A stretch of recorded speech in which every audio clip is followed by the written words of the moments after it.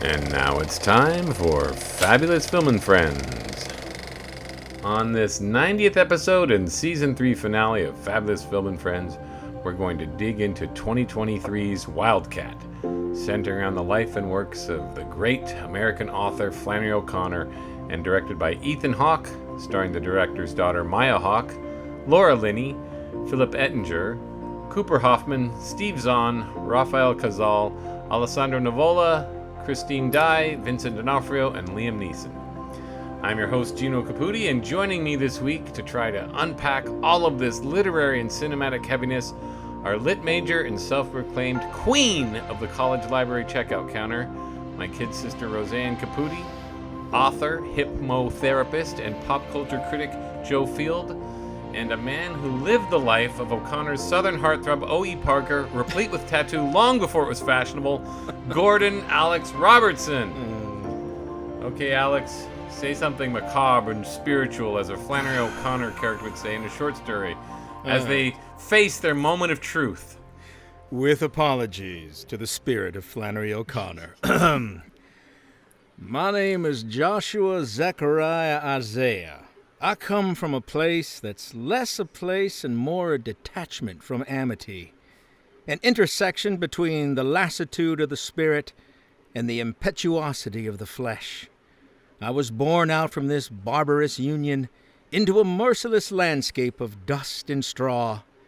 My only hope was a fading Purple Heart medal, a posthumous token awarded my grandfather, Jacob Caleb Isaiah, who died on some godless atoll somewhere in the China Sea. I stole it during my grandmother's wake with the intent of selling it for travel money. But the gentler angels of my nature prevented me from doing so. Instead, it became the incarnation of a distant god who sat mute and blind to the inarticulate yearnings of a stillborn soul. Neither in an act of naked penitence or in the darkness of shameless reprobation does it hear my cries, and as the compunctious sojourners are conveyed to their reward, and the miscreant rabble are shuttled to their perdition, I am left without the promise of eternity or the punishment of damnation. Instead, I am bereft of hope, regret, joy, sorrow, and am tethered to a stone not even Sisyphus could move. My indifference has become my perdurable oblivion. That was Flannery O'Connor or Garrison Keillor? Both. Oh, Garrison Keillor could only dream of coming up with that. Okay. You told me. I tried to get into the spirit of her. I mean, come on. I can only I think do you so. did it. Yeah. I think you did it. May she forgive me. All right, before the duel of wits begins, the synopsis. Wildcat details the physical, intellectual, emotional, spiritual, and familial battles author Flannery O'Connor endures after she is stricken with lupus and desperately attempts to ascertain God's purpose for her and her gift for writing sardonic and uncomfortable grim morality tales. Okay, I am going to read this little quote in my best Liam Neeson. Because I think this sums it up, and you guys can agree or not. You don't need grace, it's always here. You resist it because grace changes us, and change is bloody painful. This notion that grace is healing amidst the before it heals cuts with the sword that Christ said he came to bring. The way that gladness begins is with a hard blow. Joy is sorrow overcome. Okay, that to me is the key of the film. Do you agree? Roseanne Caputi. I think it's one of the keys. I do want to say really briefly, as much as I love your impressions, I was really glad that Liam Neeson was so low-key and lovely in this movie, and nothing at all like what you portrayed. Agreed. I can't get I want a pink elephant for my girlfriend out of my head. I get it. I think it's one of them. I think obviously God's grace is such a huge theme with Flannery O'Connor's work, and I feel like such a fraud saying that because I haven't read even close to, I've read a handful of her stories, but certainly, yeah, one of them, not the whole picture. I don't think. No? No, I think Every story but is based on that. Every and one of her stories certainly, has that that's theme. certainly what she is looking for. And I love that he says, you know, the sword, because I always think I didn't come here to bring peace. I came to bring the sword. That goes through my head every day before I teach middle school. But I just think for her, I think that's such a big theme. But in terms of the film, I think the film is also her reconciling herself with Grace, but her reconciling herself with her artist self, her daughter self, her Catholic self. And so I think maybe that's achieved through God's grace, but I do feel like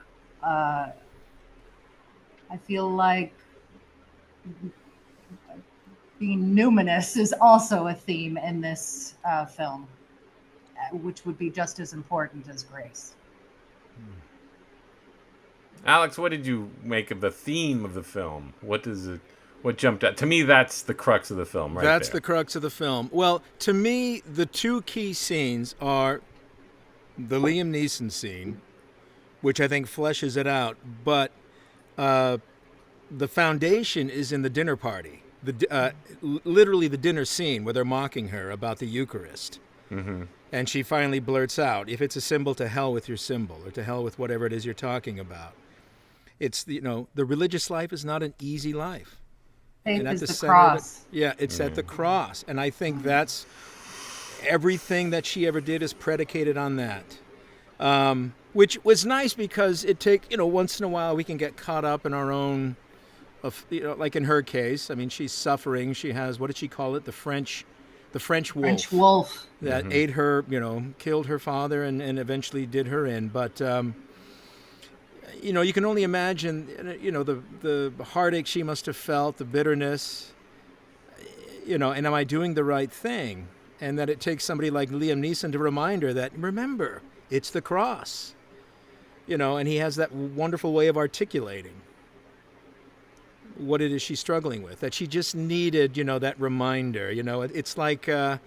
Shiflett seeing the sign on the road, the life you save may be your own. I mean, she really was the embodiment of her stories. Mm-hmm. And I think those are about two of the key scenes in the movie. Yeah.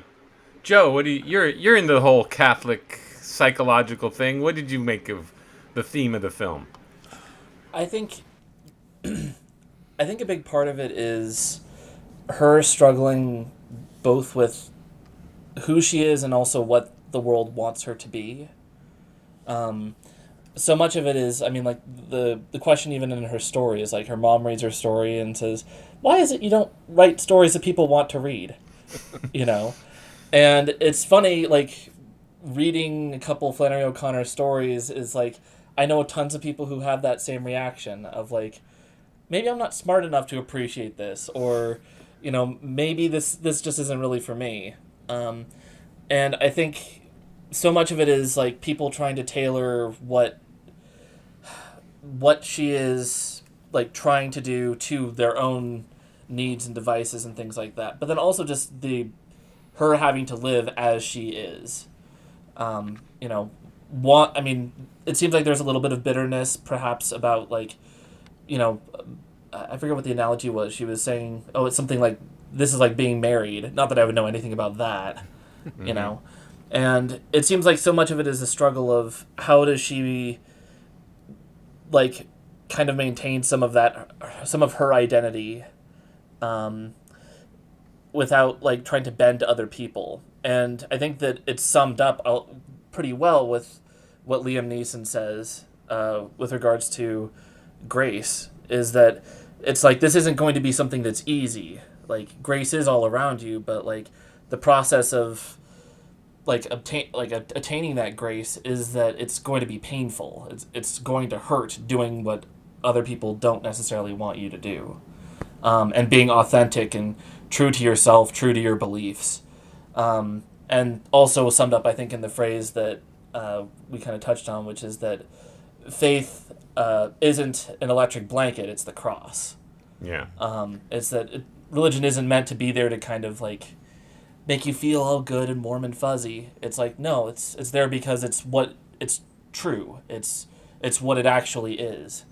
And I think that kind of struggle with being the truth versus kind of portraying a pleasant lie. I think, like, I forget the name of her, like, the sort of boyfriend, I guess. I don't remember what his name was. Cal His name is Cal. Robert Lowell. Robert actually. Lowell. Yeah, went by Actually. Cal. Yeah. So, like, Robert where he talks about, like, the story of, like, the skunk and how, like, oh, well, if you make the skunk that smells really nice and stuff like that, then other people will be able to treat it as better than it actually is. And soon everybody's going to love skunks as a result of that.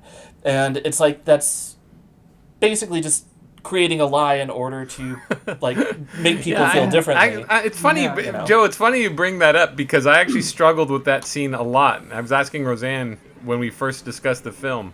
I kept saying, I can't quite wrap my head around it. I just think that he's a phony. I think Ethan Hawke's painting him as a lightweight and an intellectual fraud, and it just especially juxtaposed against the one-armed, what do they call him? The tramp. Hobo. The tramp, yeah. So Shiflet, it yeah. seems like that's an interesting juxtaposition. But I think we're jumping ahead. I think I jumped us too far afield. Let's back up. Joe Field, what did you think of the film? I loved it. It was not the kind of movie that I would typically reach out and turn on. But I think also, like, I think maybe for me it resonated in a special way, just also being Catholic and also being a writer. And, like, I don't know, it resonated in a different kind of way for me. But I liked it. I think there were some things that I didn't care for quite as much or would have thought of a little bit differently, but overall I thought it was amazing. I'm going to pin you down right now. What did Good. you not like? Because I loved it. Loved it. Best film of the year so far. Yeah, I mean, I loved it. The things that I think I would have, and again, this is probably more a matter of preference, I would have liked to have seen a little more of her life and maybe slightly shorter literary segments, like the parts where we're kind of going into her stories and really digging into everything that's going on. Well, I think oftentimes, like, they were helpful in kind of, like, showing what was going on in her actual life. I felt like some of them went on a little bit longer than necessary. I would have kind of trimmed those down just a little bit and then tried to increase our time with her as sort of the main character as well. I also think the movie could have been a little bit longer as well. It was, I mean, quite short, I think, all things considered.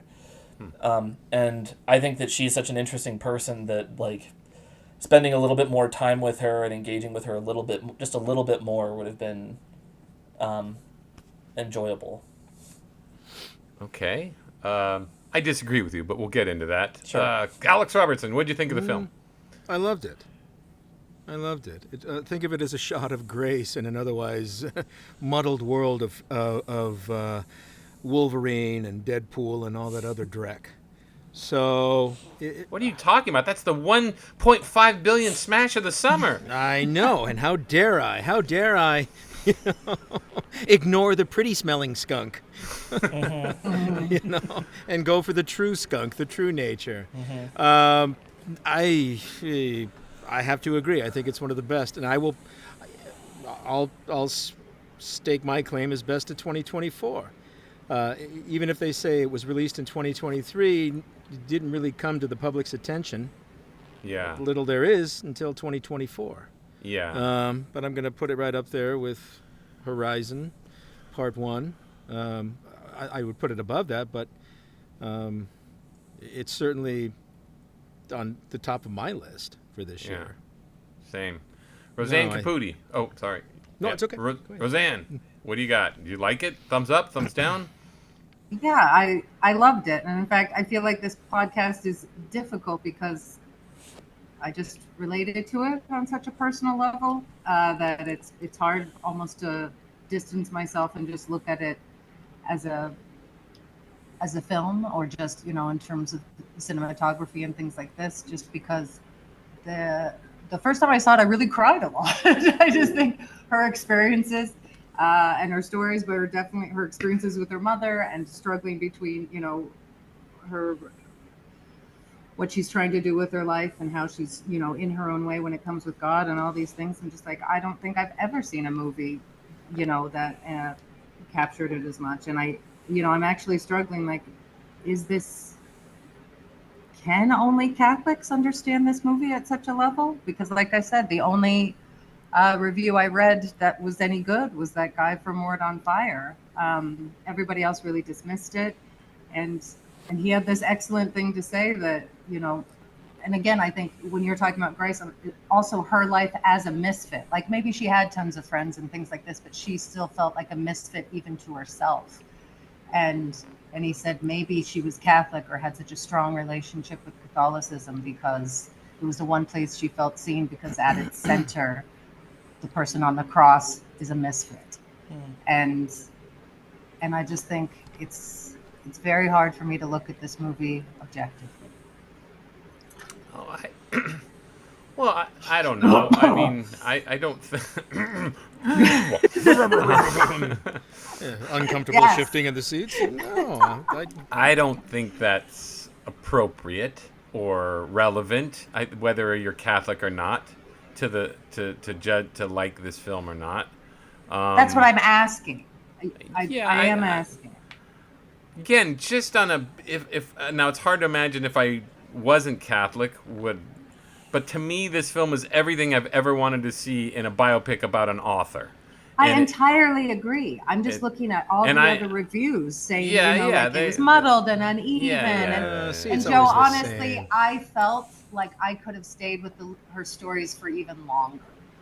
And I do love all of that because I think it does tell us about her. The fact that, so let me back up. I'm going to do something I rarely do, just talk about my personal history with the film. I can't wait. So Ethan Hawke and I are basically the same age. He came in, maybe he's a few years younger than me, and burst on the scene with such hits as Dad and Dead Poet Society, and I never gave him much thought.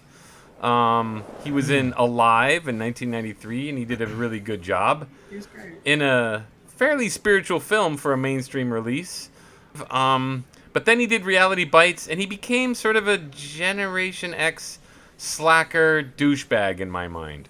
And I didn't like him for a number of years. I just didn't like him for a number of years. I saw him on a Charlie Rose interview when he was doing Great Expectations, and I just thought, I can't stand this guy. Then he did Waking Life. I couldn't stand Waking Life. I just thought that was Gen X navel-gazing at its worst. Anyway, I never imagined in my wildest dreams that Ethan Hawke would make the finest Catholic literary biopic I've ever seen. And Joe, just to answer your question, I've often thought when they do biopics, especially if they do it about writers or composers or whatever, and they we saw the Leonard Bernstein biopic last Christmas, and that was pretty good. This, I think, was far surpassed the Bernstein movie in terms of embodying both the character and the work, and where you're learning a lot about the character through the work, which they rarely do that. They rarely do that. They'll just whoever it is, whether it's Winston Churchill and Paul, whoever it is, it just feels like. I think you're discounting Bohemian Rhapsody, though. yeah. Of course I am. Apologies, Bohemian Rhapsody. But this movie, I think, was brilliant. I think it was brilliant. One of the finest films ever. Not just 2024, 2023, finest biopics I've ever seen. Oh, and maybe just forget biopics. One of the finest films I've seen, period. Coming from what I thought was a sworn enemy. But Ethan Hawke, I mean, again, he's come around before Midnight, Boyhood. He's come around and done some really great stuff. So I've been sort of semi on his team for a while. But this, now he's on a pedestal. He's an amazing director.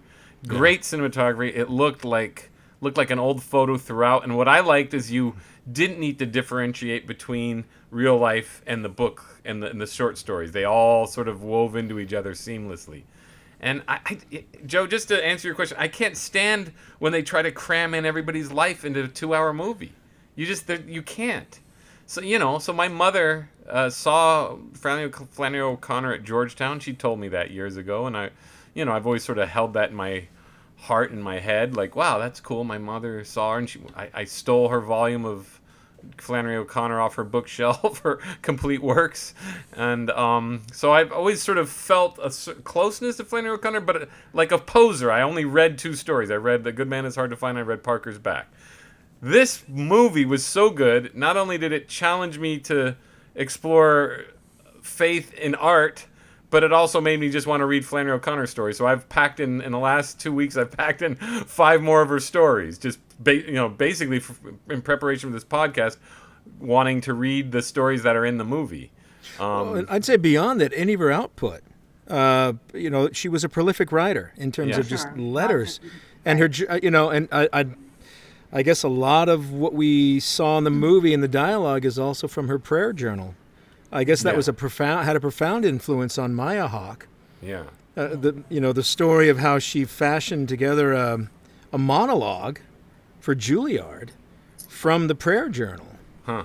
I kind of wonder, because I'd love to read that and see, how much, it's echoed in the movie, like her thoughts on, religion. It's more than just, it's not just a electric blanket. Would that be, or could it be from her letters? I mean, I think it's Habit and Meaning, one of the books. I think it's just a collection of her letters, but she was just, she lived to write. I think that's what sustained her. Then just thinking about this and just thinking that it feels personal. Okay, then I guess we should just talk about it first as a biopic, but I have to just think, is our enjoyment of it taken up a level because of our relationship with Catholicism and how they finally portray it as such a living thing?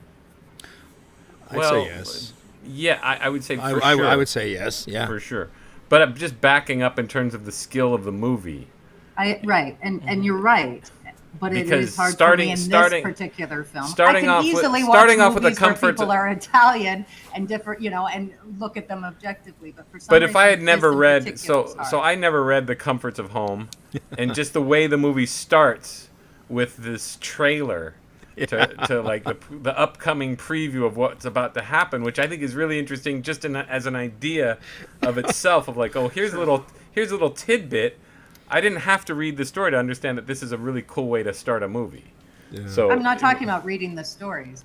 But right, there's so no just Catholicism. cinematically. There's no Catholicism at play here. I'm just immediately pulled into the movie of like, okay, so this is my personal preference, of course, but I've seen a lot of movies and a lot of biopics, and as everybody knows, if you're a regular listener, all 5 of you, I hate biopics because they're always cramming the impossible into a movie. You cannot distill somebody's life into a movie. It's just in 2 hours. They rarely succeed. Ethan Hawke succeeded by not trying to do the impossible and like show every cocktail party she was ever witty at. Right, you but know? Definitely having a perspective throughout. Yeah. There's such a constant, consistent through line that it does. I think it does feel short, and But so do her stories, though. Her stories are short. I think it's almost it's perfect because I just feel like it's so focused. Yeah. It almost feels like a short story about Right. Flannery O'Connor. She's a master of the short story, so it seems to me, if it were a long, bloated movie, it wouldn't feel right. It felt perfectly in line with her personality. Yeah. That's how I felt about it, Joe. Just so you know, I don't need to know all the details. I don't need to see her with her dad. Now, Flannery, you've got a gift. I don't need that. We don't need that scene. Oh, I'm dying of lupus. I hope someday you don't die of lupus, Flannery. Most movies are filled with that bullshit. Again, I'm looking at you, Wyatt Earp, and I love Wyatt Earp, but it's still filled with that crap. And this was just economy of storytelling, and I think I can't even think of a film that did this aside from the Bernstein, and even that was still biopicville in terms of, have we ever seen a movie about an artist that perfectly weaves their personality through their art? I guess Basquiat, sort of. Okay. I don't know. It's usually a very self-conscious effort to make you say, "Oh, this is the work of a great artist." And in this case, it's just seamless. It was just the most seamless movie. I'm still amazed he made it. That's the main thing. I'm amazed that Ethan freaking Hawke made this movie about faith in art. I'm still bowled over by it. Thoughts, Alex Robertson? I liked it. I don't know. Where do I begin? Thoughts on just what in terms Ethan of Hawke, the seamless the Ethan skill Hawke? of the cinematography. We're not getting into the physical or the technical details yet, but just in terms of this output from him and his daughter, I'm still blown away by it. Like I just can't. I just didn't expect it to be this great. I don't know. I mean, maybe one of the reasons why it seems it succeeds is because it was written by. Again, I don't know what Mr. Hawke's spirituality is. I think he was raised Episcopalian, so but he certainly was the right man for this job. Again, maybe because of that, he doesn't have any personal investment. I mean, he just wants to tell the story as best he can. So, he's not trying to whitewash. He's just telling this wonderful tale. And what is it that drove this woman? And maybe a lot of it, too, had to do with his daughter, who was the, I guess, the impetus behind the story, because she'd fallen in love with Flannery O'Connor from high school. And I read somewhere that she read all of her works, including, like we said, I think the prayer journal and Habits and Being or whatever, her letters. I guess she assumed that, well, she must be as famous as Abraham Lincoln, only to find out, well, no, it's she holds a very small part, but yeah. I don't know. It's just, how do I say? They didn't fall into the trap that most biopics fall into, where you've got like the shot, closing in on the main character, like, as you would say, Christopher Nolan's infatuation with Cillian Murphy's blue eyes, or Bradley Cooper's schnoz, or even Bohemian Rhapsody. You're just like, oh my God, it really is a whitewash, and just tell the story warts and all. I mean, these are not perfect people, and Flannery O'Connor was far from perfect. Well, and I like that we meet her as she's having that meeting with Alessandro Nivola. Yeah. Because I feel like that is a perfect beginning point. We don't see her as a young girl running through, the dairy in Georgia. I like that she already is who she is. We get this sort of almost, it feels like a privilege to spend this time with this character. Yeah. And she's someone that the idea that we get to know her as she becomes sick, but we don't see her die is such a great conceit. Right. Yeah. I like the fact that, when she comes back to Cal and is talking about it, she says that she's prematurely arrogant. But of course, I provided him with that phrase. So we know who she is. And she knows who she is. So then to watch her become sick and still inspired, and and I know we have some sort of flashbacks, but only so far as the Iowa Writers Workshop.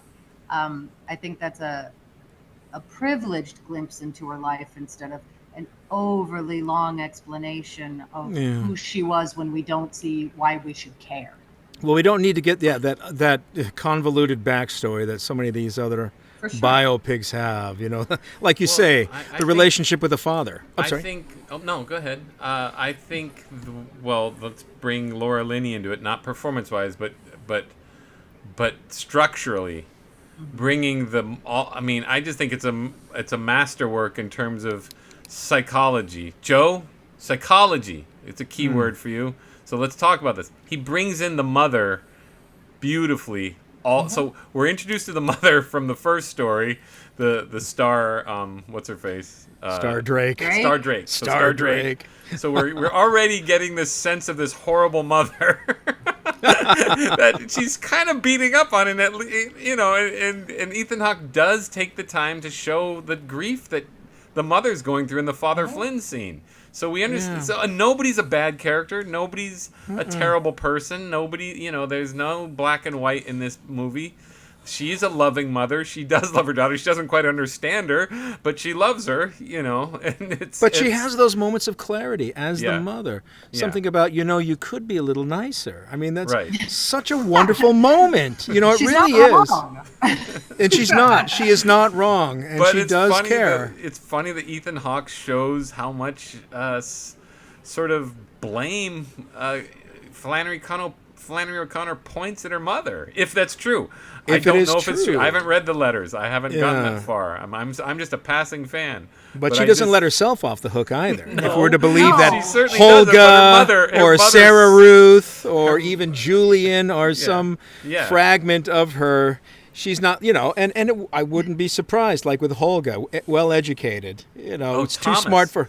Thomas in The Comforts of Home, for sure. Living with the ghost. I don't know if you read it, but there's a lot more to that story, of course, because they only showed the trailer. But the guy is living with the ghost of his corrupt father. So every decision he makes is informed by his father's, like, be a man, damn you, you're stupid, you fool, So he's constantly berating himself for not being strong enough in the face of the devil. Basically, this tart that Maya Hawke is playing, her name again. She has two names. It's Star Drake and it's Sarah Ham. Sarah Ham.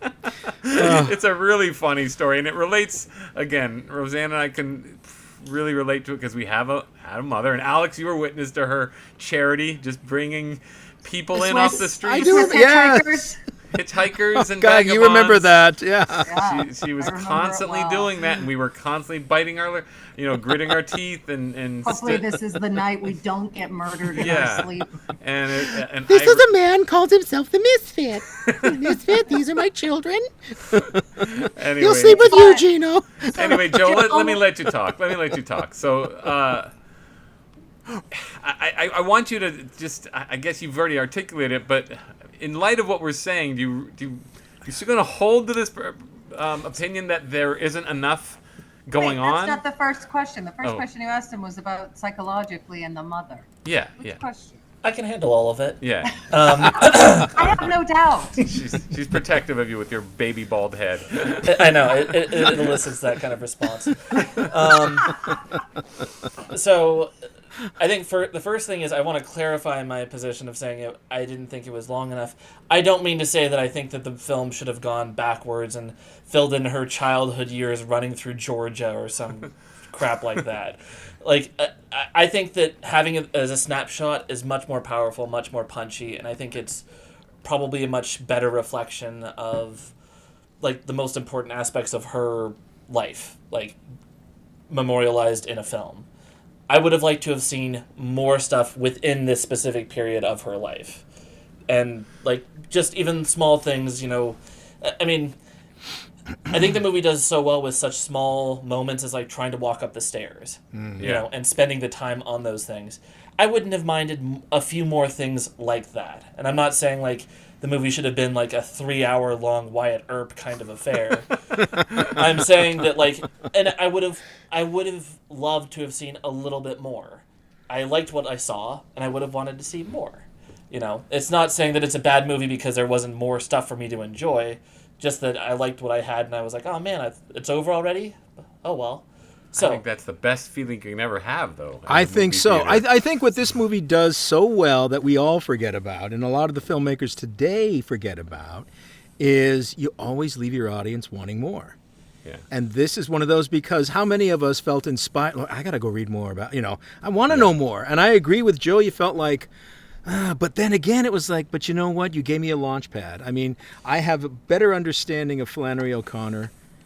I feel, I at least have something of a foundation that when I go to read her stories now, they fill out even more. Now they take on a whole new life, which is even more exciting.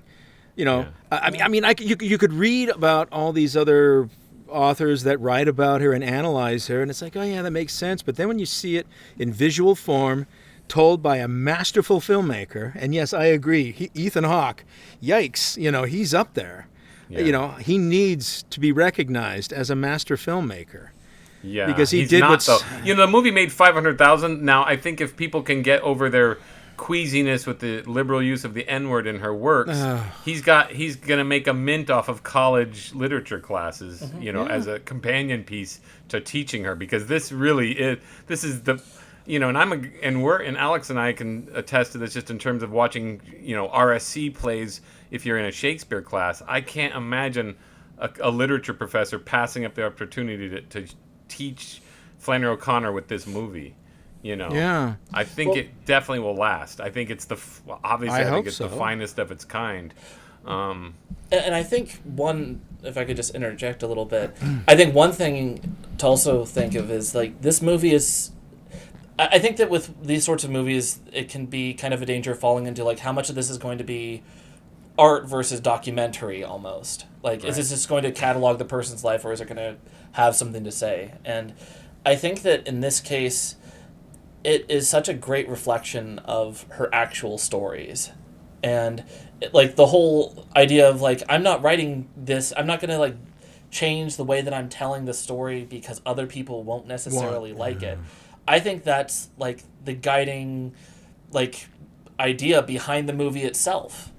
Like, this isn't a movie that most people are going to enjoy. That doesn't mean that it's bad. It's just, I mean, it's great as it is. And partly because it's not being what everybody else wants it to be. It's not a Deadpool and Wolverine. But even in its own genre, I think it just rises above, in the own genre of writers. I mean, there's heaps of stories of writers out there. I can't think of one off the top of my head, but they're out there. Yeah. But I think Finding it's because, Neverland and the like. But it's because it reflects so well the work of the author. Yes. That I think that it's so noteworthy. Yeah. And again, it brings the work on a personal psychological basis, especially as she points, as I said, as she points fingers, doesn't point fingers, but uses I thought that was just it's almost like watching a play and watching somebody perform multiple roles in a play, to see Laura Linney and the whole, like the aunt, what's her face? I already forgot her name. I listed her in the credits. Well, it's Rachel, but I can't think of the actress's name. Yeah. I'm going to give her credit because she was fantastic. Oh, she was. It's Christine Dye playing her aunt. Yeah. Okay. So she deserves full applause because she did fantastic, as they all did. Yeah. And Alex, you mentioned we're not getting to performance quite yet, but just it doesn't. I mean, I saw that interview with Bishop Barron where Maya Hawke talked about using that. You just reminded me of it.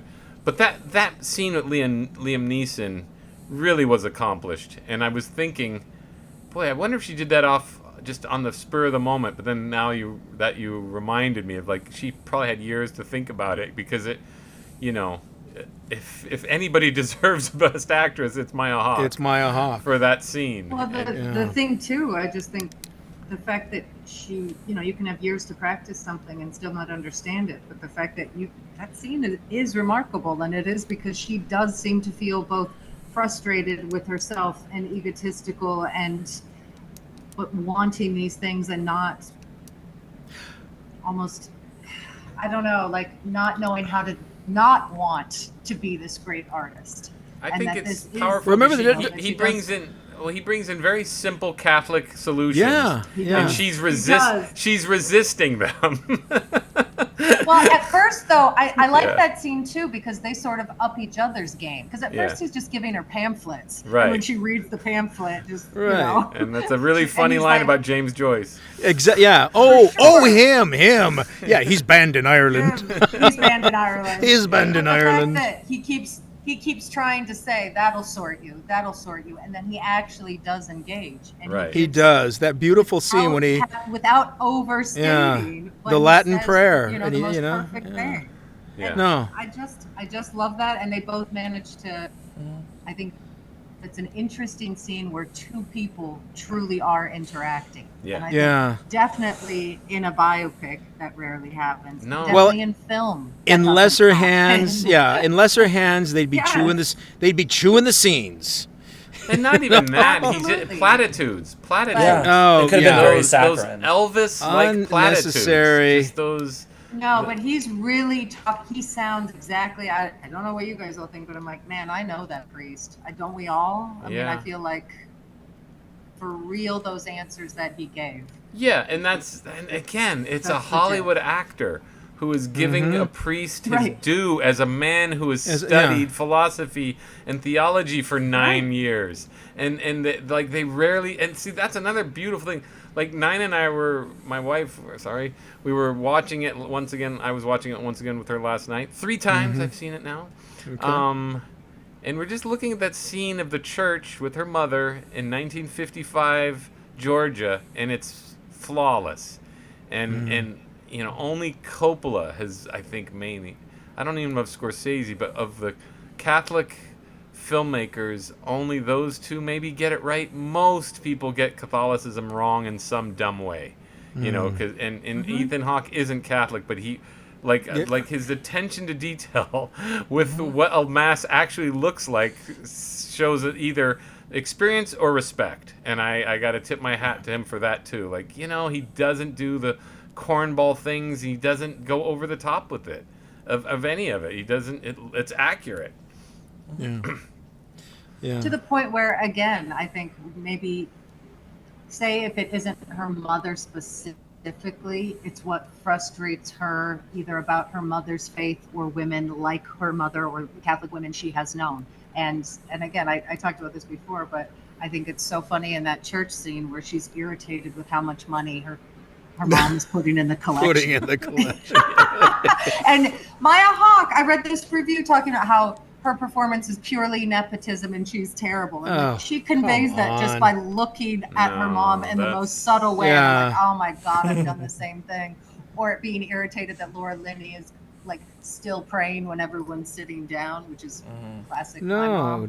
And just And her awkwardness at the party. The glare that Maya Hawke is giving her is so funny. It's so funny. And maybe we all relate to it because we are familiar with Catholicism, but I think I'm just imagining, maybe we should have had Bert on. I'm just imagining I would have understood it if I wasn't Catholic. I think I would have understood the dynamic going on with all, especially as the stories, every story's about the mother selling her down the river. You know? And I just love, and again, the hypocrisy, her mother saying, well, I can't be rude to anybody. And I just loved that. Yeah. I'm just like, then they get in this mess. And again, a different review I read said it was nothing but, you know, these terrible Southern stereotypes. And I was like, huh? No.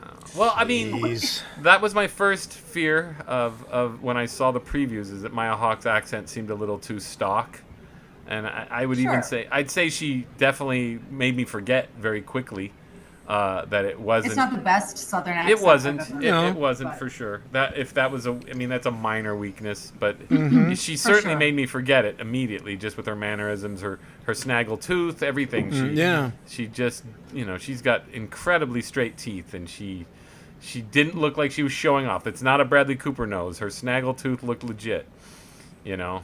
And she more or less looked like Flannery O'Connor for sure, you know. I thought so too, but I was just talking about, I did not feel these people were stereotypes. No. Or tropes. No.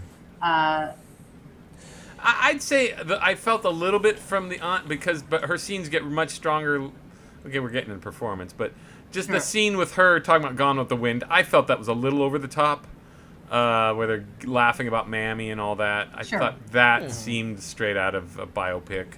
But that's the only scene. And luckily, the movie recovers. It just gets... They build the characters from there. Well, and that scene recovers because it does show their intimacy, that they do really know each other. When she says that, well, you weren't meant to eat it. Yeah.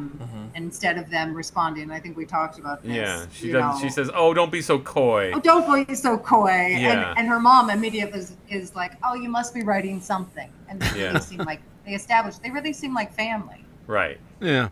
So I'll take the the unnecessary Gone with the Wind stuff for that. Yeah.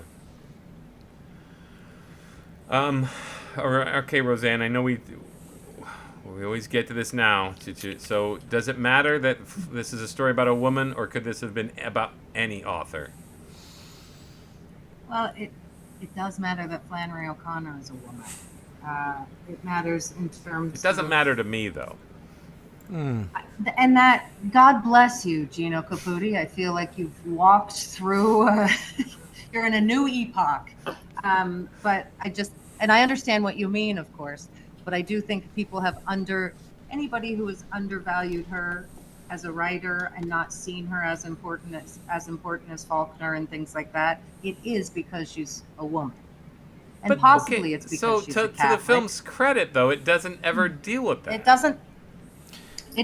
And everyone, of course, first of all, she is such a strong writer that even, Alessandro Nivola mentions she's a woman, but talks about the amazing way in which her mind works, even though it's really isolating and no one wants to be a part of it.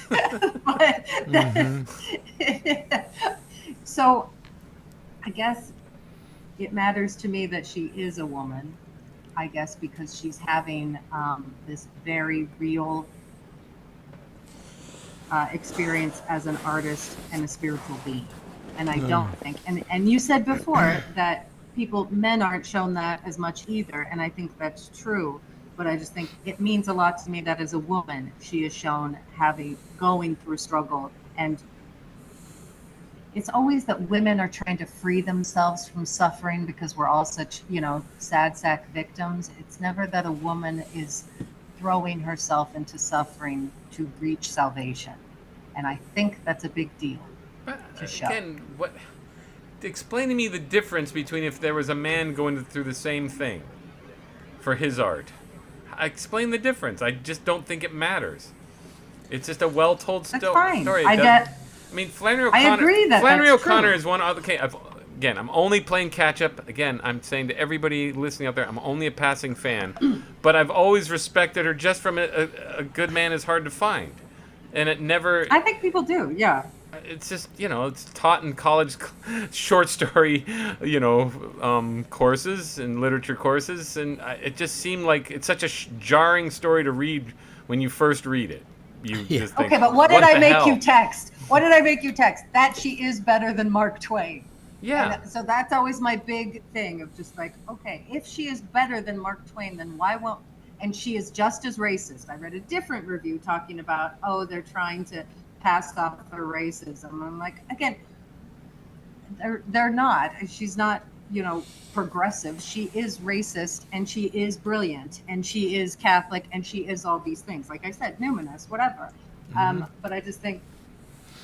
Well, can you define racism? Because you look at the artificial nigger, and she's definitely grappling with racism in the South in the 50s, for sure. So she's not. She does not sound like a. It doesn't read like easy. It doesn't read like a racist story to me. Well, but we also get that in Everything That Rises Must Converge, and Revelation. The treatment. Yeah. I mean, Julian's great line about these are not. They don't want your condescending pennies. They don't want your condescending pennies, and it's, and the story, of course, the story goes much further into it. But again, I like that they get to the crux of the story and they make you want to read the story. But, because one thing that I missed, and I understand, was how Julian in the original story just wanted to befriend the Negro just to anger his mother. Just, hey, you got a match? That the man reading the newspaper, and it falls on its face like, darn it. But just that lovely moment when the black woman gets on the bus and she has the same hat. Yeah. Right. And the recognition.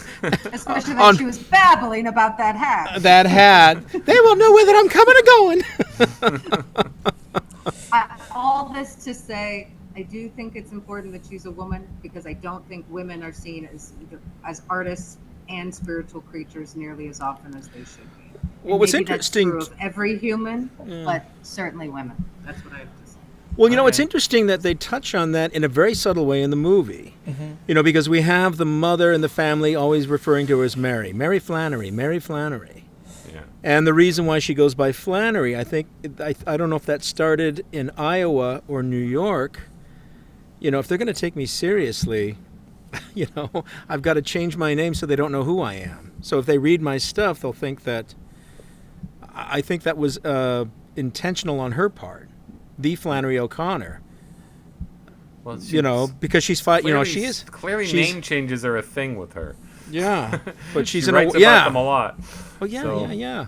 Well, and it's so funny. Even the characters that we meet in the story, we don't know if Tom T. Shiflett is his real name, because even he joked, right. I could be so and so from such and such. And that's another through line. And with the Manly men. Pointer, Manly Pointer, I go by a exactly. different Manly name Pointer. wherever I am. Yep. Wherever I am. Yeah. Wherever I go. We never know the Misfits' name. Yeah. So there's something about, I don't know. Really fast. Besides, go ahead, Joe. Sorry. Yes. Sorry, no. I was thinking also maybe also sort of a subtle way, like, I think it does matter that she's a woman, because we see her consistently have these interactions with men who are much bigger, are in some ways more polished, I guess, in certain ways, who are telling her, like, here's how you should do your story. This is what you should do instead. Like the literary agent, I guess, or whoever she was talking to at the beginning, telling her, here's how you need to change it, and like you being very condescending. You have the people who, when she's playing ping pong, are like, you should try using this word instead of that word here. And she's like, I'm telling you how it is. And then they get all puffy and upset about it. And the moment she steps back, two guys immediately step up to take her place. Yeah. And the ultimate line of, well, I was trying to be nice to you. Yeah, trying to be nice to you. And then also just the whole thing of her sharing her work in front of a group of people, and immediately somebody kind of wanting to speak up, but somebody saying, nope, we're not taking any remarks at this time. Also like very condescending, like we're going to spare her feelings kind of for this purpose or whatever. So I kind of think that stop for a second, because I did struggle with that in terms of what does that mean? Is it because because she smiles about that? Because I thought, well, why wouldn't my initial question is, well, why she could take the criticism, or does she can't take the criticism, or is he sparing her the pomposity of a room full of blowhards? I feel like that. I feel like he thinks he's being autocratic because he thinks it's good. But in a way, even that's kind of condescending, because he is Mr. like Pulitzer Prize and I've decided you're good. But I'm too much of a coward to actually be your man. Yeah. And so I think that, like, also, I mean, if you're looking at one of the stories, I forget which one, the one where her mom marries her off to this guy, and then she gets left in the soda shop. Yeah, the life you save could be your own. Could be your own. Yeah, so, like, it's stuff like that where I see that and I'm kind of like, okay, this is, like, I think that it is her struggling with, like, just having to take up the same sort of space and not being the cookie cutter. Like you see the other women in there who are in this high society who are very well put together and glowing, whatever ways, versus the, Georgia women who are very Southern and friendly, but also very gossipy and stuff like that. And it's like, where does she belong? You know, and but what group does she belong? Is that uniquely a woman in this situation that could easily be an iconoclast or a eccentric male writer in the same boat, like a woman not committing to him because he's too weird? A woman in the 50s as a writer and being that bold, especially to Alessandro Nivola's character and things like that, I think that puts her at even more of a distance from people. Yeah. And again, those women at that party are like intellectual and fun. Right. The other woman, they're all smart. Robert Lowell's girlfriend or fiance, she's a writer too, and she's published. She is, right. Who is she? Did anybody dig into this? Yeah, I did. Who was she? She wrote 4 books of criticism. She's a literary big brain, and she and Lowell had this piece of shit relationship that was tumultuous and all this stuff. But she's no slouch. But what she isn't is Flannery O'Connor. I'm still just the skill that the editors and Ethan Hawke and his co-screenwriter. Who was it again, Roseanne? Who's the co-screenwriter? Shelby Gaines, who was also one of the co-musicians. Yeah, one of the composers. So I'd like to know more about this Shelby Gaines. Well, Roseanne revealed he's the son of the guy who did Pumping Iron. Really? Yeah. Yes. Charles Gaines. The documentary. Documentary with Arnold Schwarzenegger. Pumping Iron. Arguably one of the best documentaries. I love that movie. Milk is for babies. Yeah. Okay. Wow. Also, in Lesser Hands, Interesting. just really fast, I just think that scene where Laura Linney tells her to eat, to me, is just a wonderful scene. There's no crying. There's like, no, I never understood you. There's just her saying, you're right, it does taste like a horse blanket. Shared smile, done. Yeah. I'm like, that's all you get, and it's absolutely enough. Plus the pain she feels when she hears her confession to the priest, more or less. Yeah. Her and discussion, again, we're going to get into it soon, but Laura Linney deserves a half an hour for her performance. Yes, Agreed. everything she did in that movie. But let's first, so we're all satisfied with meaning before we launch into performance and technical specs. Yes, right. we are. Okay, so we've said it. So let's go into performance. We've pretty much said it. Maya Hawke is the driving force. The driving force behind this film. I think she's incredible. I think she's any naysayers. Joe, are you a naysayer on Maya Hawke? How is she? No? She's great. Yeah, there's not much to talk about there, but we have a whole slew of. There is plenty to talk about. But we've pretty much stated it. She gives just a masterclass in emotional chaos, trying to reach a point. Like she's not Nick Nolte playing Jefferson and Oh my God, I forgot about that. Jefferson in Paris. Paris. I went and personally bought myself a slave so I could get into the feel of this character, and then I had sex with her. Wait. You really threw me off with Nick Nolte. Sorry. Done. I can't imagine people harping on her. I've seen a few reviews harping on her performance, and I'm like, it's so versatile, and all the just the starting off and her playing Star. Oh God. Sarah Ham.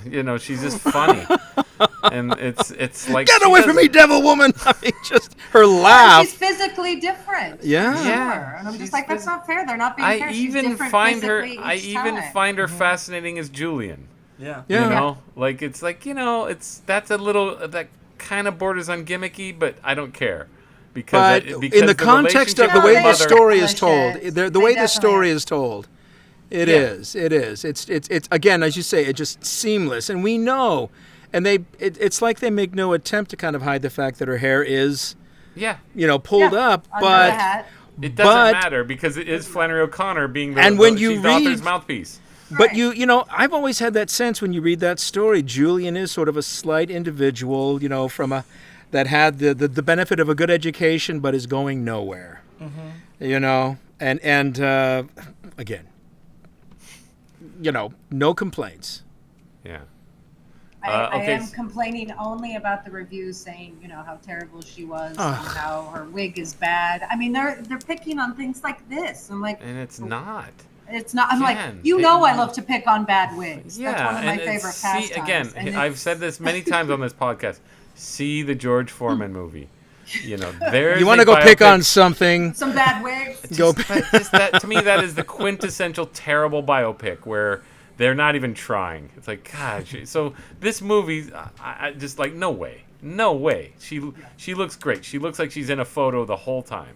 Sure. Like an old photo of herself from Life magazine. It's just a beautiful looking film. We haven't gotten to cinematography yet. If this was a gimmicky, stupid biopic, she would not. And I just want to, give a shout out to the costume person, and I mean that for real, for making it truly 50s. She's wearing that her alma mater sweatshirt and the skirt and the fur coat, and I'm like, that's legitimately an outfit I see her with. And just about every photo of Flannery O'Connor, you see her in something like that, pre-lupus and post-lupus. Sure. Yeah. Anyway, so it does mean a lot to me that it's so well done, and I think people picking on the wig and the teeth are actually just being. See, the teeth never became a distraction. They're perfect. I like the snaggle too. Again, but I thought it was perfect. Yeah. Because Flannery O'Connor, even like when you look at the photos of her, like the pre-lupus photos, there was something attractive about her. There really was. Yeah. There was just something about her. She had a spunk, a spark, if that makes sense. You look at that person and say, I don't know what it is about her, but I'm drawn to her. She's alive in herself, and you can see that about her. Yeah. And they didn't diminish that. She doesn't seem ugly or homely. She just, you know. No. Anyway. Yeah, no, I loved it. I think she's really sort of in her own rung or her own sort of stats, like what's the word on the Olympics? She's sort of on the there's no equal footing for any of the other characters except Laura Linney, who we're now going to divert our attention to, because she deserves a huge chunk of time, because Laura Linney was amazing, and I've been a big fan of Laura Linney ever since The Squid and the Whale. Well, even You Can Count on Me, she's great. Yeah, but that's sort of fading, and Squid and the Whale sort of knocked You Can Count on Me out of the running for best Laura Linney performance, and this to me is by far the best Laura Linney performance she's done. And Laura Linney, again, she's just one of those pros who know, like she and Jeff Daniels were perfectly matched in Squid and the Whale, because they're two like completely talented pros who know how to act when they do a lot of crap, but when it's time to show what they got, they do it. And this is one of those perfect performances. Like, I was just amazed at all that she did in that film, and so subtly. And I don't know who gets credit, whether it's just her professionalism or Ethan Hawke knowing exactly what she would be doing. Who knows? The collaboration is always interesting, but I'd be very curious to hear what she would have to say, or Ethan Hawke would have to say, about how they work together. She had me at those pants and that toothless face. Oh, God. Yeah. Yeah. Well, we're a lot more advanced today. Or what's the line? Something like, I can't remember. He goes, the monks of old would sleep in their coffins. We're more advanced today. And that's straight from the story, as I found out. Yes, it is. Yeah. But deftly delivered. Even the way she says that great moment when, Lucy Nell Jr. has now learned a new word, bird. And the way she says, gotta teach her another word to look such as. And you could see, and in the story, you get that sense, the way she's angling. You're never going to find a better place, Mr. Shiflett. Yep. There's no mortgage. There's, never gets cold in the winter. Hint, hint, hint. Yeah. Yeah. She has, she shows up in these different, she's, I guess more experienced than Maya Hawke, but certainly I'm just like, she is truly different in each role, which is tricky because she's essentially given the same role. Right. No, and she's still. I was gonna say, but what a giving actress. What a giving actress, as you say, because you mentioned she is far more advanced in terms of her skill, her craft, than Maya Hawke, yet you wouldn't know it. I mean, there's a woman that knows how to act as a professional. Sure. Yeah. How to share the screen. And those two, I would believe they were mother and daughter. Mm-hmm. Yeah. And that dynamic, and there was a wonderful dynamic, because it really was this sort of push and pull, and I love you, but boy, you just tick me off, but I love you. That scene where she's talking about Harper's Bazaar, which could easily have been a corny scene, except the feeling of that scene reminded me, of me and my mother. Yeah. It's a literary magazine. It's about reputation. Well, you can't buy groceries on a reputation. It just takes it. Sometimes it really does take an actor to be a director, I think. Maybe because it does. There are so many directors who are caught up in the visuals and the corn of it all and trying to be grandiose. And I think Ethan Hawke, whatever, I'm not going to speak for him, but my sense is he just knows people, I guess. He has read a lot. He's a smart guy, and he knows the craft of, like, okay, just let them tell the story with the throwaways, with just these small moments that add up to the meaning. And that's why this is the perfect film for me. Okay. There's just no stupid exposition. There's never any dumb exposition. Nope. And it's all through you learn the dynamic, and again, you learn every facet of Laura Linney's character as a mother from all of the characters she plays in the books. Mm-hmm. And that's just, I think, is a tremendous performance. I mean, better than they've ever. Anytime there's a multiple role performance for a multiple character for one actress, I always find it. I always think of Cloud Atlas, where it just seems like, what are they doing? What are they doing? Lost at Sea. What's everybody doing? This was so perfectly realized in terms of her Like, I feel like I know the mother in and out just because of all the performances Laura Linney put forth. And as you said, Roseanne, they are shades of each other. Each one informs the other from the beginning. And again, it transcends spirituality. I mean, when we look at so many faith-based films, and they never go far enough. They never explore. There's never that would sense you of consider- self-awareness. Okay, here, we'll start with I Joe. don't think I would call it a Would you call faith-based this a film, but faith-based film? boy, it sure, I would match it with any faith-based film Sure. out there if I had to, and because they, I don't know why, because it just tells a great story, and it's true to its story, and it's true to its... Again, a true faith-based film would do this. The problem is that it became this little subgenre of sort of substandard films. Basically, it started in the 80s, late 80s, 90s. It became, because once Hollywood sort of stopped making its biblical epics and its religious stories for the masses, then it became, again, a subset. Then it became the playground of Kirk Cameron. And they took over, and those are bad. So there's kind of a resurgence coming, because as I was originally going to couple this film with Fox, or Cabrini. No, Possum Trot, which was very good. But Roseanne refused, because it's true. Well, it's Flannery not even O'Connor- available. It's not even. Flannery O'Connor deserves the, but parenthetically, Possum Trot is good for being a faith-based film. Okay. But this isn't a faith-based film. It just wears its faith, or doesn't wear. Faith is a driving force behind this movie. Yeah. Which has not happened, honestly, in my estimation, since Man for All Season. So that's all. Joe, you're being awful quiet. Any thoughts about Laura Linney? Any insights about Laura Linney? You're no stranger to the theatrical world. I think she was great, and I think honestly, the way that she was able to work off of Maya Hawke and really portray this really great relationship. I mean, an accurate relationship, I should say, between mother and daughter. One that's loving, but also just like have ways of driving each other crazy in these different ways. It felt very real, and nothing was overplayed. I think just like, Maya Hawke or Flannery O'Connor just being kind of like sarcastic with her mom, and her mom being like, okay, whatever. Like, I'm just going to let that pass because that's what I do, But then occasionally kind of, whipping back with a comeback every now and then. It was sort of, it was a refreshing kind of take. It wasn't, there weren't any of these big explosive moments of like tears and overacted like, oh, this is so awful or whatever. It was very realistic, I thought. And again, I think that was keeping in line very well with the overall tone of the movie, of all these consistent mother figures who are not 100% bad, but never 100% good either, but always fall somewhere in the middle, with all these children who are never 100% good or 100% evil, but fall somewhere in the middle. Roseanne, favorite What? Laura Linney performance? Wait, are we talking about faith-based films, though? No. You off that? checked out a long time ago.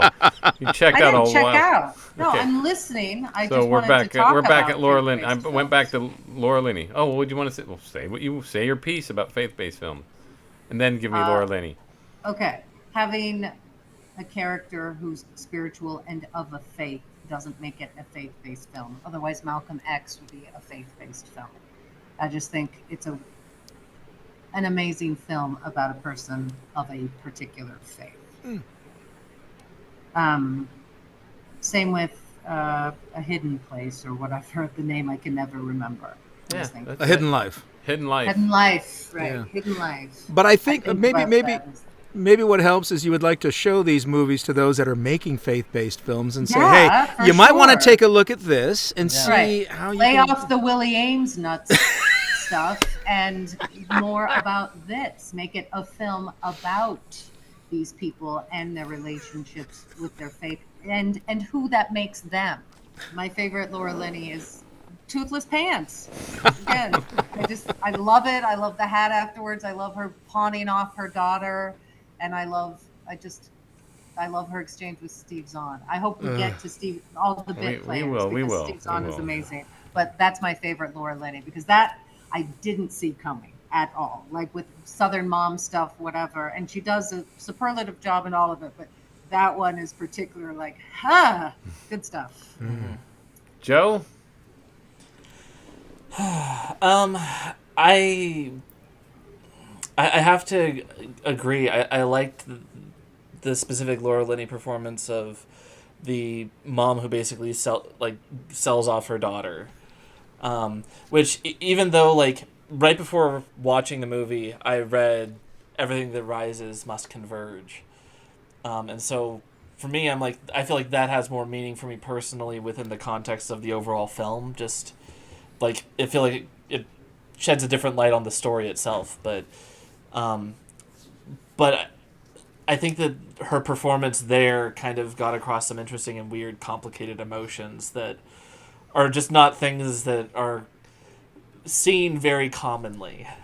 But were done in a sort of realistic and bizarre way. I think that's well said. Yeah. Yeah. I'm going to go with the life you save could be your own. That's it was my favorite too. Well, that's the one that made me sit up and go, wait, she's not just playing stock Southern accent mama. Mm-mm. She's doing really interesting work. I even liked Revelation as much. I told Roseanne I didn't like the clouds, and now that I read the story, I still don't like the clouds because it is just sort of a dream that she's sort of like a flight of fancy. So it would have been hard because it's a story within a story. But I think he overplayed his hand a little bit with that sequence, with the Jesus sequence in Revelation, because it's more of like a musing on the character's part.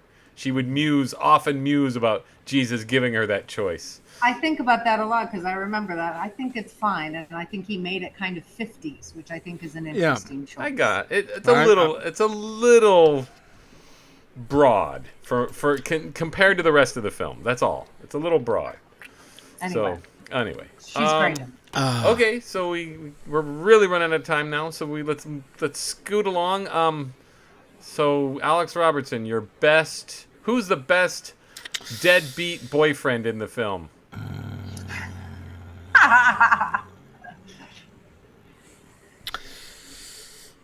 You got Parker's Back. You got Good Country People. You got Steve Zahn. I got to go with Steve Zahn. The more I think, and it's hard because Rafael Casal. I'm going with Cooper Hoffman myself. And I loved Cooper Hoffman, and I didn't realize that this came on the heels of, and I guess it tells you how long ago this movie was made. It came on the heels of Licorice Pizza.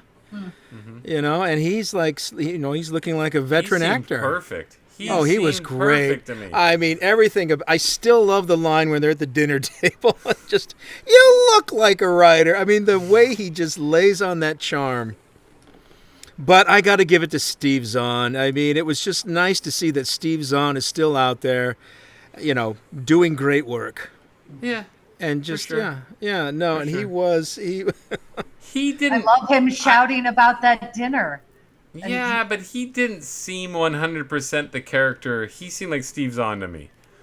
So maybe that's what I like. I don't know. I'm just saying Cooper Hoffman seemed 100% Bible salesman to me. Well, I won't argue with Bible that. Salesman. Spiteful. Well, not even that. And what did he call himself? Real quick, I looked it up. Nobody came to your conclusion that he was grace, that he was the Lord himself. Nobody's come to that conclusion. I'm not saying you're wrong. I'm not saying you're wrong. I'm just thinking you may be the pioneer. So say your theory, Roseanne. I was just thinking that maybe manly pointer. The manly pointer is the grace of God because he takes away her artifice and she has to hop down that hill on her one leg without any help, essentially towards God. Like that's the moment that breaks her open and shows her both her own folly intellectually and physically. So I think of him as the sword, Christ's But isn't sword the devil him. doing that in all these stories too?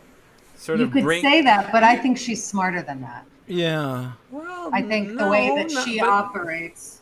It's more profound. But can we not? Hey, the Sarah devil really does some bad stuff. No, but Sarah Ham is definitely like Satan. Like almost like reminds me of C.S. Lewis in that hideous, or the devil in that hideous strength of ransom, ransom, ransom. What? Nothing. Just constant irritating, that constant irritation where you're face to face with your humanity. The thing about Manly Pointer is he does bring her closer to her actual humanity. So how could that be the devil?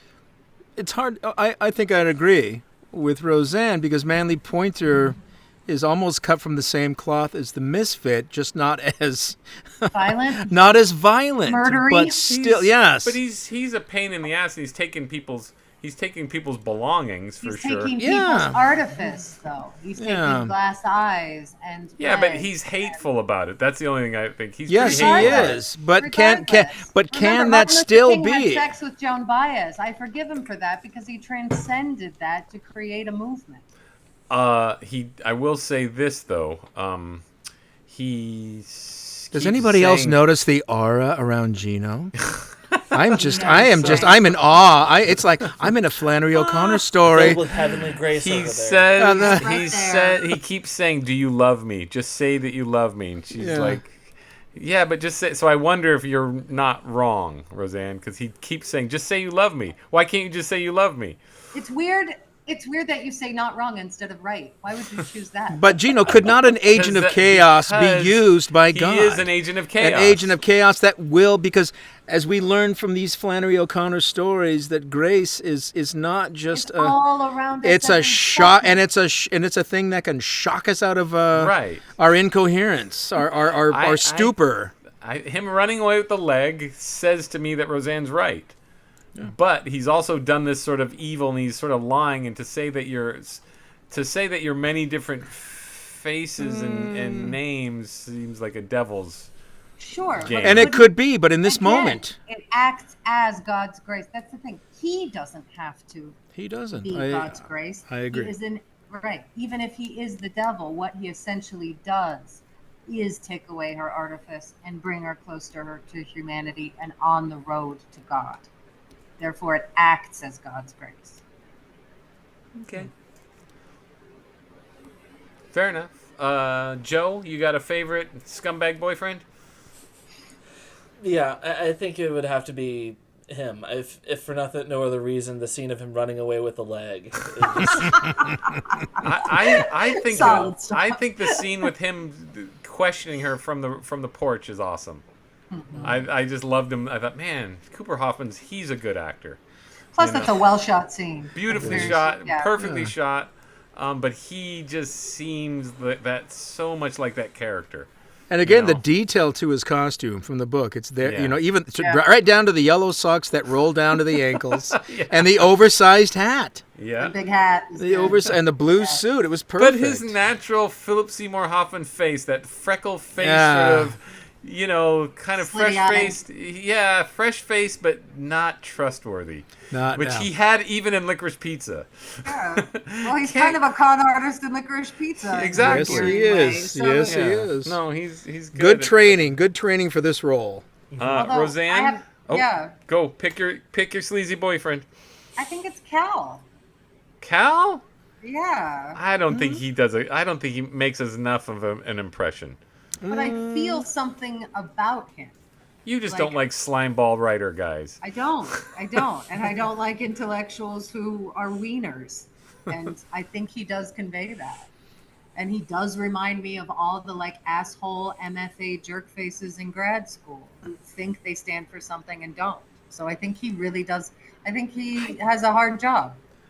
I don't think he leaves the impression that he should have, though. There's something missing. I don't know. There's something, a weakness in his character that I don't quite buy. That I don't quite feel like he was perfectly cast. I don't know. I like his kind of weak-chinned, amorphous, weevil sort of thing. I thought he was honestly, out of all of them, I found him to be the most detestable. Yes, well, if you had, I think Alex has been to grad school. Joe, you been to grad school? Yeah. Yeah. Alex has went to, so you've What do all you been in think? grad school. So Douchebag, right? you know MFA grad school. people. I don't know grad school I people. agree with what Roseanne says. I think no, I think Cal I think he's Lowell- written well. I'm not sold on what's Philip Ettinger's performance. I don't think it's bad. I don't think it rises to the level of Cooper Hoffman. I don't think you want it to, though. Yeah, personally, same. I don't think you Right. want it to, because he's still a presence. Somehow, unlike, he doesn't come on like a flash of grace, but it's just kind of this lingering, I don't know, almost this lingering hope that she has throughout the movie. And that final scene when she's at the train station and she thinks she sees him, heartbreaking. Right.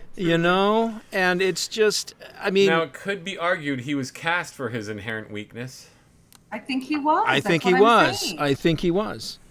I mean, reading up on Robert Lowell, he seems like a very interesting man. I mean, no doubt about it. But, married 3 times. And as you said, Roseanne, the marriage to Elizabeth was a real shit show. Maybe this is a guy that really is aspiring to be an artist, but perhaps he was his own worst enemy. I don't know. I think I don't know Robert Lowell at all, but Mm-hmm. I like this actor because I feel that he aspires to be as good as Flannery O'Connor. He recognizes it. He recognizes He that does she is recognize, better, that yeah. he stands for more, that she's more talented, that she's all these things. And I think he's Parenthetically- intimidated. And I think he's parenthetically, intimidated. Do either of you recognize him from Brawl on Cell Block 99? When you said that, I was like, where? Not even Yeah, close. holy cow. I Who, don't- who, I don't who remember. was he? It's Holy just one of his cow. credits. I don't remember. Wow. It's one of his credits. Not for a second. Oh my gosh. Who was he in that? Anyway, don't get caught up. I'm not going to get caught up, but now you got. Thank parenthetical you so question. much for putting that in my mind.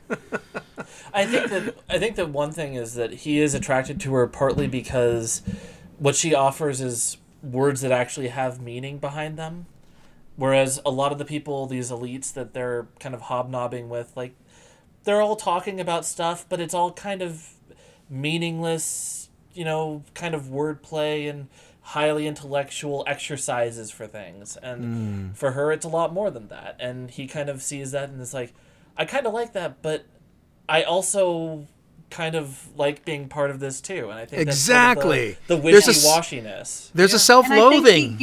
think so, and Yeah. I think he gives a performance that conveys that. Yeah. I love I just that think moment. It's not as Yeah. interesting as the other shitty boyfriend. Oh, sure. No, but I think it's fine. I think that level of performance is fine. Like when he Same. intercepts her outside that, I don't really want to go back in, but I guess have that to. I Yeah. guess I wish he appeared stronger and was still weak versus looking weak and being weak. That's all. It's still a good performance. It's a and fine performance. I it's a wasn't. relationship I find interesting. It's Genuinely think interesting. their relationship is interesting, so I'm giving him credit for it. Okay. Yeah. Fair enough. I agree.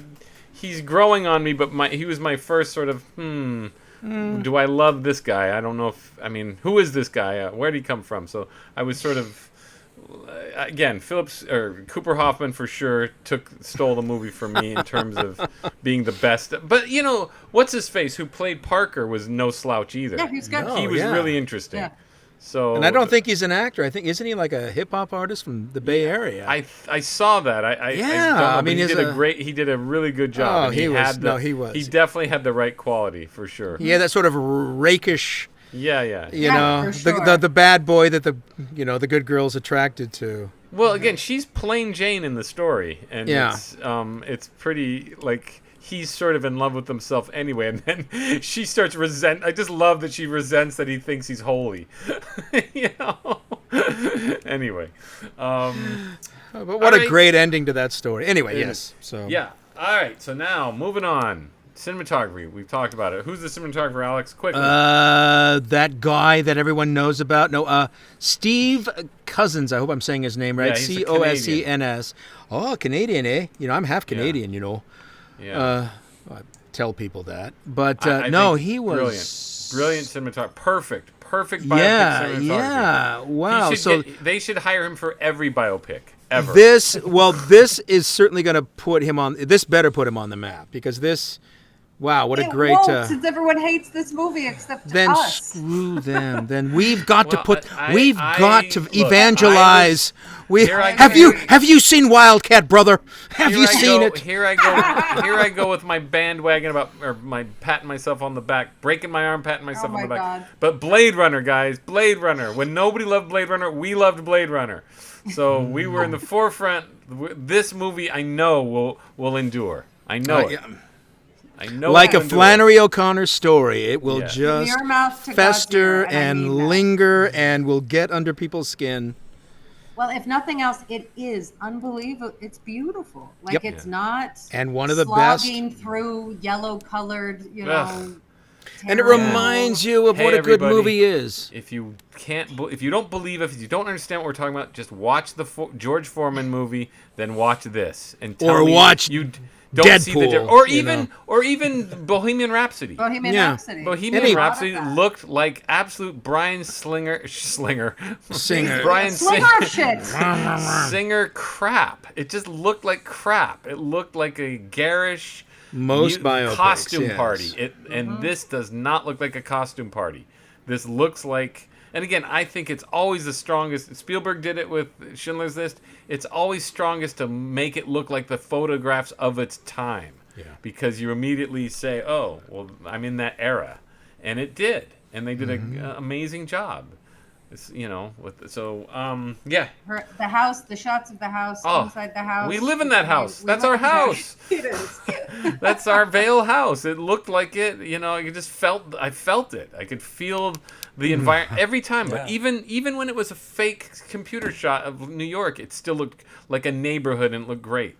No, it was all just top notch work. Good stuff. No. It never looked like, oh, what a bunch of baloney. Score's a little weak. I again, it reminded me of Alive with the oh yeah, that I could do without. For the record, no one says, oh yeah. It just had this sort of Negro spiritual sound that I just think that's like Hans Zimmer and the Wailing Arabic Woman. It's just overdone, and It was a little on the nose. it was but- too on the nose, and I was disappointed by the score for sure. But I'm always, as you know, I'm always disappointed by the score, unless it's James Newton Howard. But he should have gotten James Newton Howard. He would have given us a barn burner for Flannery O'Connor. Anyone want to comment on the score? Or is that just my little quirk? Nope. Joe's liked it. shaking his head. But I like that kind of music. I do. I like that sort of Americana, that sparse, primitive Americana kind of music. I mean, I've always been drawn to it. I don't mind as far as score. I actually think Roseanne's good friend Johnny Greenwood should have done the score. Honestly. Or your, what's his face? From Jesse James. Nick Oh, Nick Cave. Nick and Cave, Warren Ellis. Nick Cave, yeah, There's Nick where Cave, yeah. I mean, maybe obviously he couldn't afford him, or what, and the co-writer was the composer. But I thought it was an unremarkable score, and then settled for a bit of corn at the end. That's all. So finally, we got to get into editing, but we won't talk about editing because we don't have time. But the editing was flawless. But we've pretty much covered it. Just Ethan Hawke. His directorial choices. Best scene in the movie, Roseanne Caputi. Best Ethan Hawke scene. I still, and maybe this is hokey even, but I think he pulled it off. It's her walking with that fur coat again, in the dark, in the yard, and the fireflies are coming up. I just felt like in that one scene, it's her isolation, it's her hope, it's God's grace, it's nature rising up in us. He manages that in one scene where no words are spoken. Joe Field. Best Ethan Hawke scene. I still really like the scene with Liam Neeson and Maya Hawke. I like the way it was shot. Also switching between mom and daughter, and I thought that there was really good intensity without going too much or too little. So. Alex Robertson.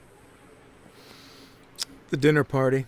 The dinner scene itself, the dinner scene, and I don't think it's an accident that it's composed like the Last Supper, with Maya Hawke at the middle, or in this case, Flannery O'Connor. And in many ways, I think it carries on the theme of the writer or the artist finding her voice. Okay, and I'm going to finish off with Good Country People. I thought the scene as they're walking down that tree-lined road, and from both the porch scene and the tree-lined road were spectacular. I thought, wow, this is really a great movie. That's where I was like, wow, this is a great-looking movie, and the movie of my dreams of just this is what I've always wanted to see in a film. Just flawlessly put together film. Okay, final thoughts. Who are you going to recommend this film to? Joe Field! As many people as possible. Anybody who wants to watch a good movie, and more specifically, I think I'm going to be recommending it to a lot of the Catholics that I know who just have no idea about it whatsoever.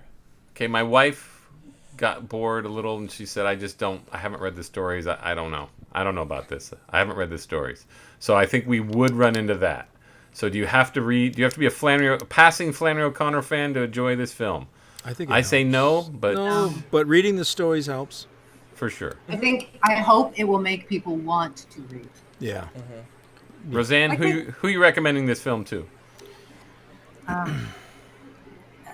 Anyone with eyes, honestly. And I just really fast, I feel really bad that Ethan Hawke will not get his due for having done such a beautiful job. Yeah, I do too. Not even close. But yeah, anybody who wants to watch a movie with sound and words, I will tell them to watch this movie. Same. And I was actually at a party with a bunch of Catholic people, and I was spazzing about it. And they were like, yeah, it was okay. Oh, what? Yeah. Really? He's like, well, I never really liked Flannery O'Connor, so.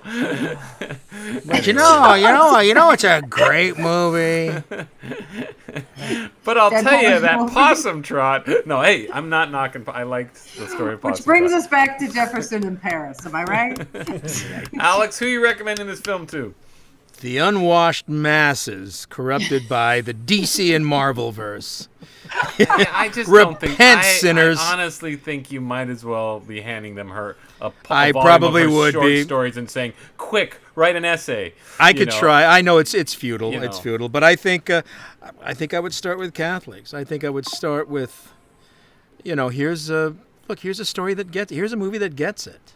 Here's a movie that understands our faith. I mean, I don't mean to besmirch my fellow Catholics, but honestly, there's a reason why a lot of these films are hits in the catalog in Catholic film catalogs, is because they do want it spoon-fed, and I don't think this movie's. I just think it's for intellectuals for sure, but I don't think the masses would like this film. I think they just won't think. No, they won't. They'll probably say not enough happened in it.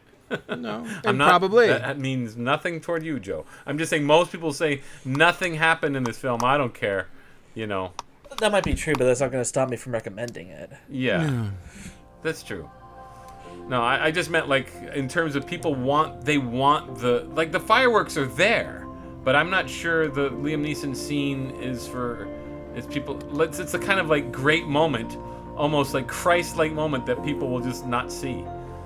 Kind of like in a Flannery O'Connor story. Anyway, but who knows? Well, let's hope for good things. Hopefully this will catch up. With the help of this podcast, I'm sure they're going to make tons and tons of money. For this podcast, write to Ethan Hawke. I do think the college professor, the literature teacher segment of the population will probably make this movie endure. But I think make it endure, please. I think it will ultimately endure just as a quality movie. Yeah. I hope so. Okay. We can hope. Thank you, everybody, for a fabulous season of Fabulous Film and Friends. Take care. And get to church. Thank you for listening to Fabulous Film and Friends. Copyright 2024, a Bel Air Films production.